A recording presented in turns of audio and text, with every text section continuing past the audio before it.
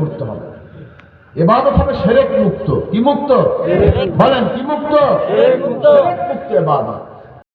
আল্লাহর সমকক্ষ অন্য কেউ নয়।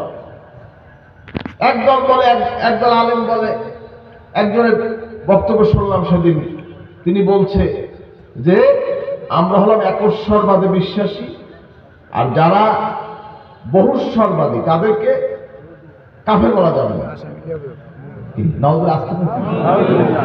যারা বহুশ্বরবাদে বিশ্বাসী তাদেরকে কাফের বলা যাবে না, এই একদম ফতোয়া দিচ্ছে। বুঝলেন তো? তাহলে আরবের কাফেরদের কি অপরাধ ছিল?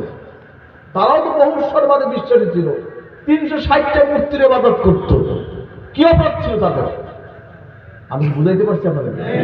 বোঝেন কি কই? আরবের সেই কাফেরদের কি অপরাধ ছিল? 360টা মূর্তি ভাঙিয়ে কিনে কাবার দিন নামাইতে হবে, বলে বোঝার চেষ্টা করবেন। এই জন্য আকীদা ঠিক রাখতে হবে, যদি আমল করতে হয়। ঠিক কিনা বলেন? আকীদার মধ্যে যদি কুফরি থাকে, হাজিরিন যত উপর দিয়ে লিপ মারেন কাজ হবে। এই জন্য আমাদের আকীদা ঠিক করতে হবে, আদর্শ ঠিক করতে হবে। কে কে রাজি? নারে তাকবীর। আল্লাহ আমাদের সবাইকে কবুল করুন। আমিন।